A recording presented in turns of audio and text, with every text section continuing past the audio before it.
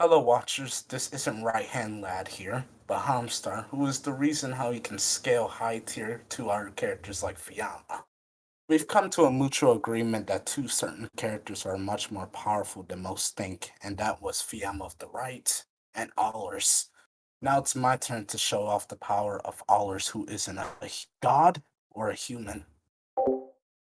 Unlike Fiamma's video, I don't necessarily have versions of Allers to go over, but the one with his special mana as one between godhood and human. Oh, this character is a living spoiler, unlike Fiamma, so be aware. I'll be going over his hacks, speed, attack potency, durability, and any counter arguments or anti feats at the end.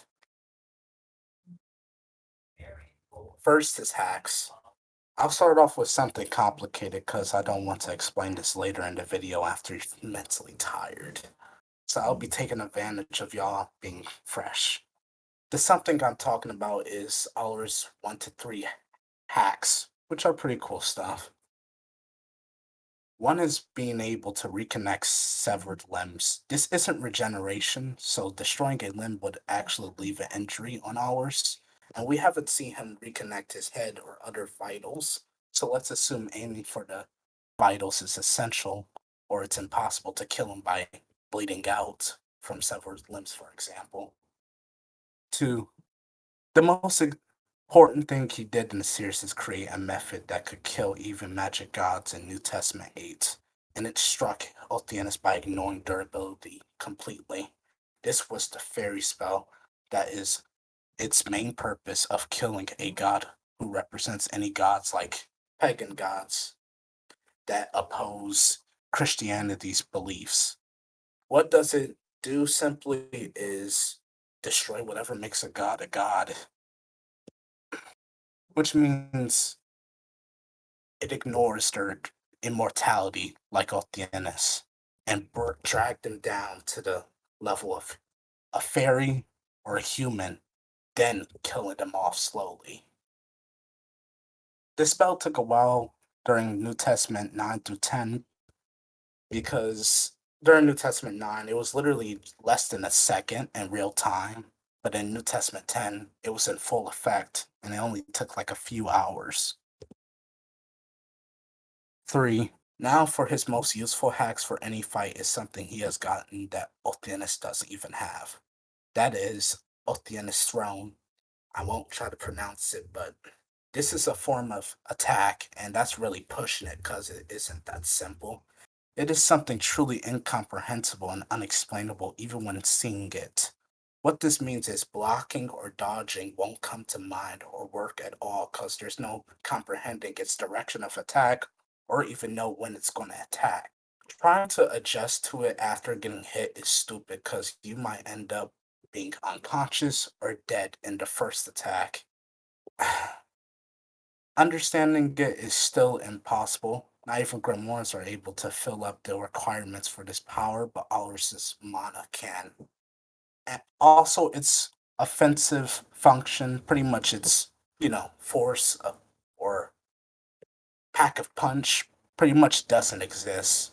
It hits every part of the body, including the insides, with an unexplainable output. So saying this ignores their ability too is up to interpretation, honestly. It's up to you. Now, combat and movement speed, pretty much speed. Now onto speed, because the last act is just shape-shifting. Now, this is where you really need to start paying attention. All our speed feats are quite vague or just something put out only once and never said again. But since he has so little showings, this means fewer feats that are outliers that put him down. Now let's start off something simple with his fight with Sogita Ganaha, who's confirmed moving at 2 times the speed of sound at the exact moment, but we've seen him move faster to the point of slapping away Shifsaka's lightning, for example.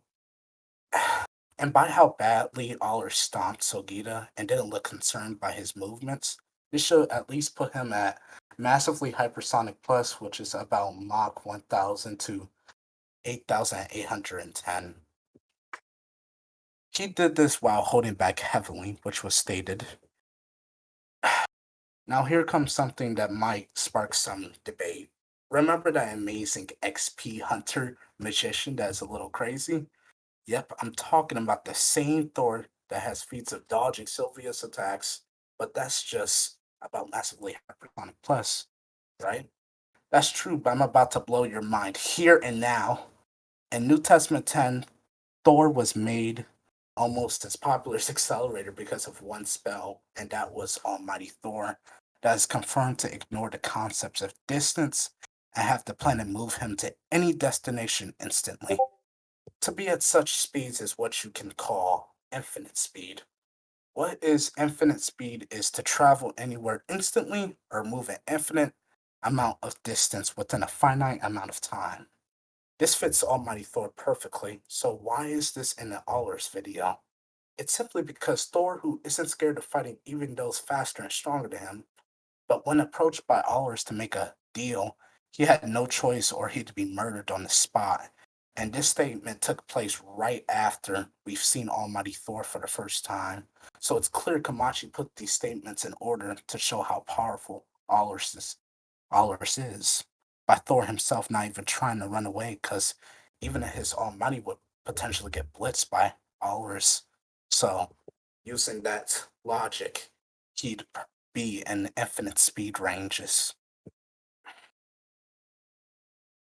His last feat or two feats is his fights with Otheanus in New Testament 4 and New Testament 8 that were pretty even, with Otheanus trying to kill Allers while he's just defending himself because he knows killing her is impossible. What these two fights bring up are two feats that can put him in certain ranges of speed. If we just use basic scaling as scale Otheanus' best feats in New Testament 9 to ours, at best being relative because he reacted to all her attacks. And I know about 50-50. That's something I'll go over in the later part of the video.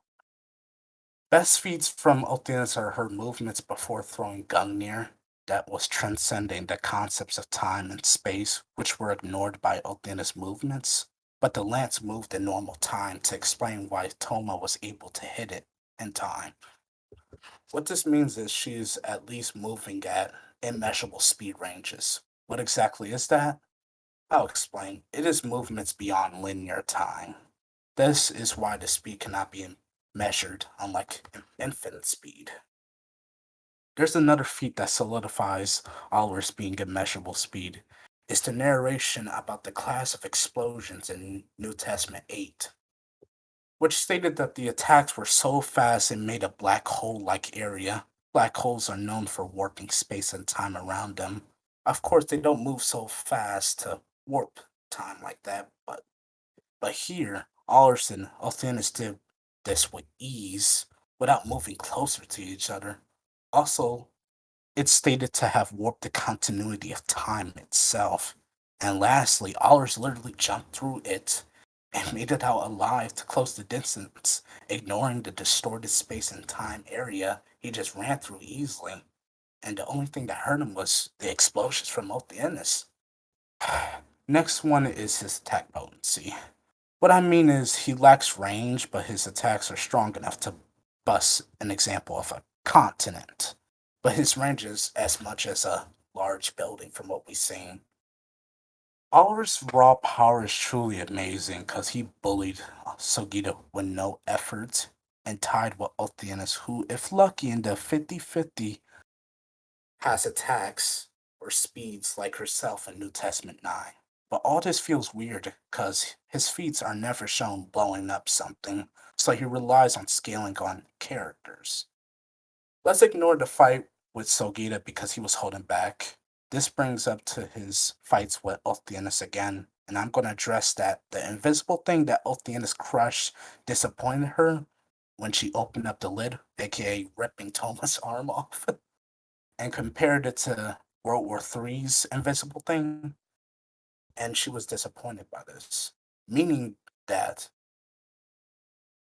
you can't scale the invisible thing from World War III to ours.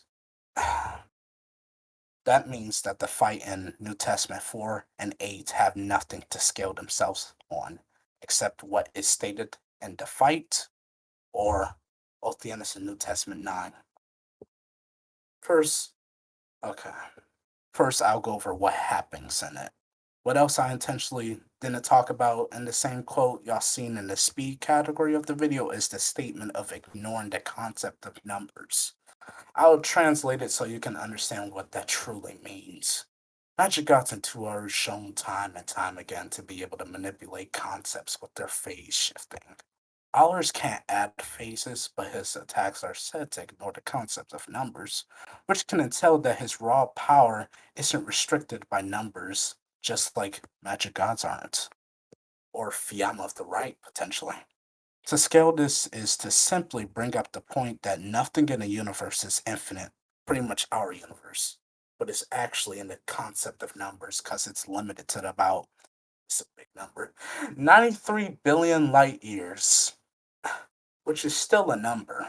If we compare our universe to fictional universes, it's infinitely smaller because our universe is only calculated by the observable universe as of now. We probably won't get the answer, but this means at the base, he should be able to destroy our observable universe because it's limited to a set number. So this should put Ollerus's power at universe level or multi-galaxy level if you want to lowball extremely. Of course, it might sound a bit insane, but please look at it from my perspective and see how little fights Ollerus was in. An invisible thing is unscalable because it varies. Well, y'all seen how truly powerful Fiamma is in the previous video. Of course, if you think it's insane, then the only thing we have is scaled Ollerus the Otheanus from New Testament 9, who has feats of having her body unhurt after warping the whole verse like in New Testament 9 and warping reality create destruction is the same as causing it. But you can argue it's actually better than just causing it. She never tries to manipulate the specs of Olaf's body in the fights because she couldn't. She was most definitely lucky in her fights with Ollerus, but was pushed back by both Ollerus and Fiamma in New Testament 4. Because if she continued relying on luck, she'd get a negative possibility and die immediately. And both Ollerus and Fiamma came out barely hurt or not at all by Toma not worrying about their conditions after waking up to seeing them. The duo defended themselves from Otheanus trying to kill them is clear as day and pushed her back because if one negative possibility came up, she'd be dead. But the positive possibilities were much more apparent in New Testament 4 and 8 because she wasn't harmed. But Ollerus and Fiamma stopped her attacks from hurting them is a feat of its own. What this means is his attack potency, if scaling from Othean's New Testament 9, is either low multiversal if you don't do in dimensional tiering.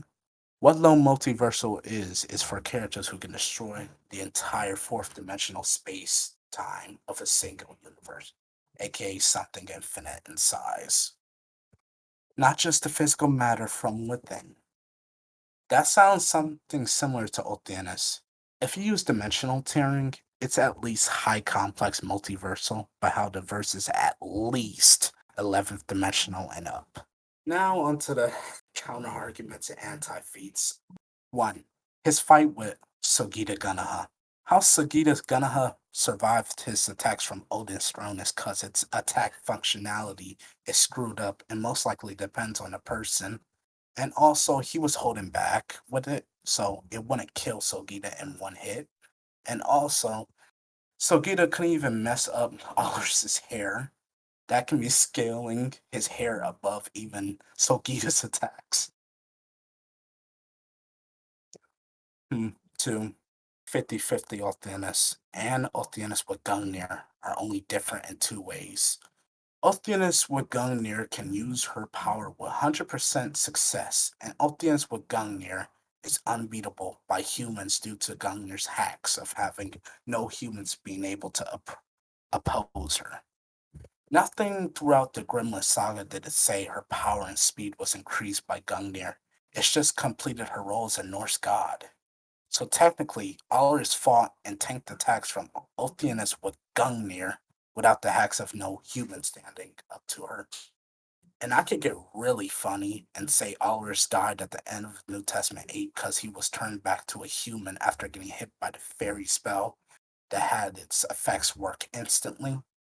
And that's why he was killed by Otheanus alongside Fiamma because they're both humans. 3. Why didn't Otheanus, if she was so fast in New Testament 9, use her speed to get to the spring in New Testament 10? Well, because it was way more risky than just using Bone back, because she'll likely use her powers midway and die in the journey to Denmark. And leave Toma to die for helping her on TV to escape. Pretty much, he looks like an accomplice. That's pretty much leaving Toma to die. That's not in her character.